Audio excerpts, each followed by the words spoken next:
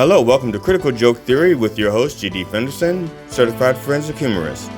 Now with new joke technology. Hi, I'm G.D. Fenderson, Certified Forensic Humorist at large, but I'm losing weight. Welcome to Critical Joke Theory, episode 70. Now with new joke technology, an open caption for the humor impaired. Gena Rowlands, hailed as one of the greatest actors to ever practice the craft and a guiding light in independent cinema, as a star in groundbreaking movies by her director husband John Cassavetes, and who later charmed audiences in her son's Nick Cassavetes' tearjerker The Notebook, has died. She was 94. Rowlands had Alzheimer's disease. Rowlands made 10 films across her 4 decades with Cassavetes, including Minnie and Moscovitch in 1971, Opening Night in 1977, and Love Streams in 1984. She earned 2 Oscar nods for 2 of them. 1974 is A Woman Under the Influence, in which she played a wife and mother cracking under the burden of domestic harmony, and Gloria in 1980, about a woman who helps a young boy escape the mob U2, led by a sinister evil genius by the name of Bono. Quote, "You know what's wonderful about being an actress? You don't just live one life," close quote, Gena Rowlands once said. Quote, "You live many lives," close quote. I hope you enjoy your role in your next life. R.I.P. Gena Rowlands.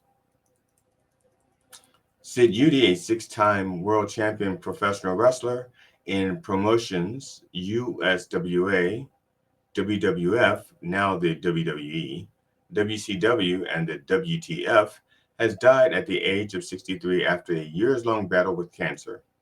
He wrestled under ring names including Sid Vicious in WCW and Sid Justice and Psycho Sid in WWF, now the WWE. He also wrestled with the idea of playing softball in the 1990s under the name of Situation. Rest in peace, Sid. There is no kicking out of this 3 count. Justin Riley, better known as Beat King, a Houston rapper and producer who was known for his club music and also went by the name Club Godzilla, has died at the age of 39 of pulmonary aneurysm. Beat King's 2020 song, Then Leave, was a viral hit on TikTok and Houston airwaves.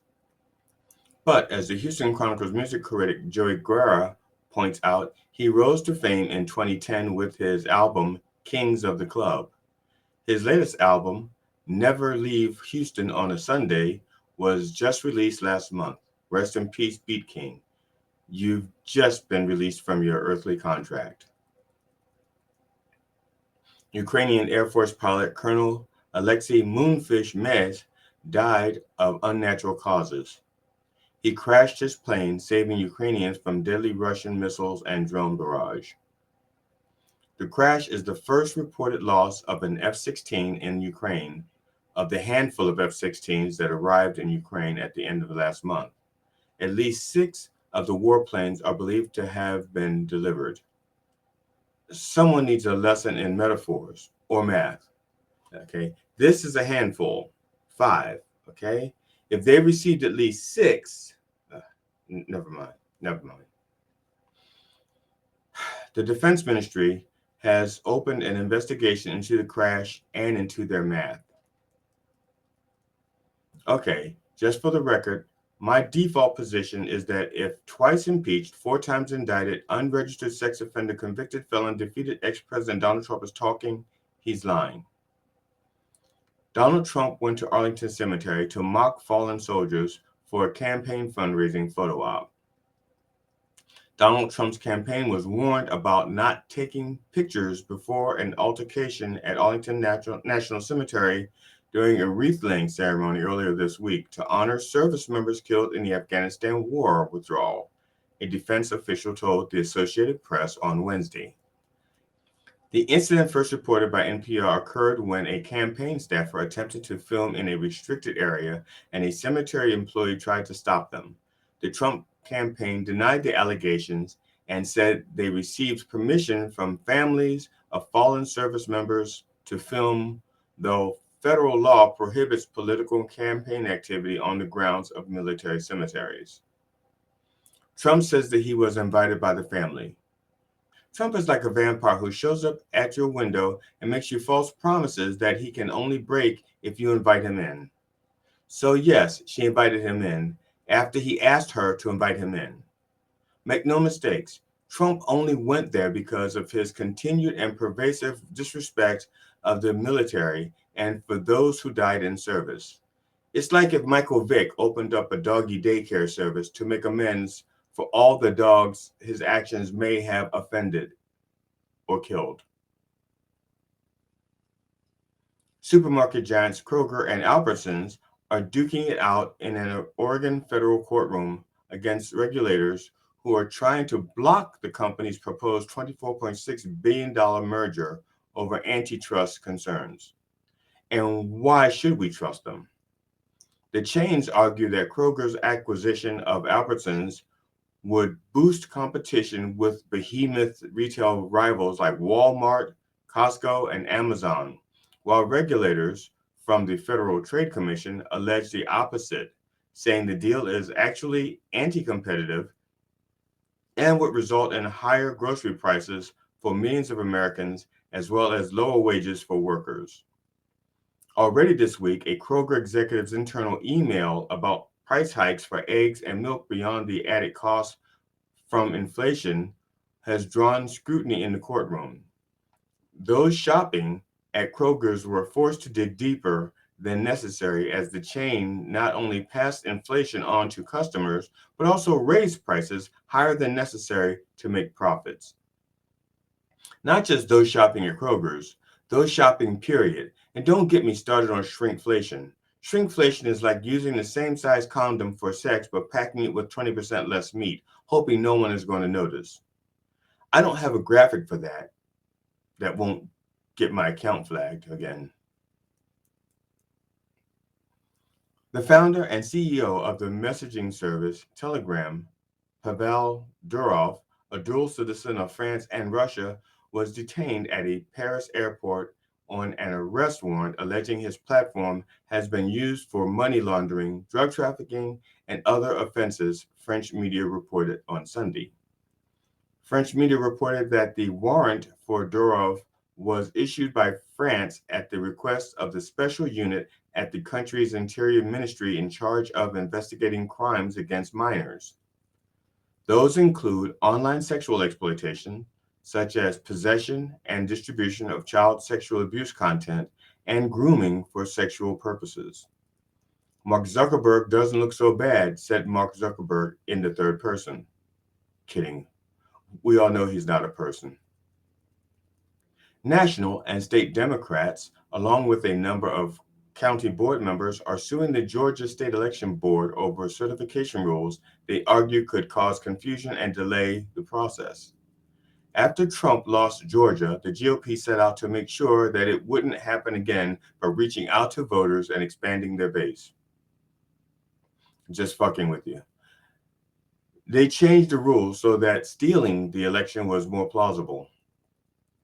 The lawsuit was filed on Monday by the Democratic National Committee, Democratic Party of Georgia, and a group of 9 county board members throughout the state.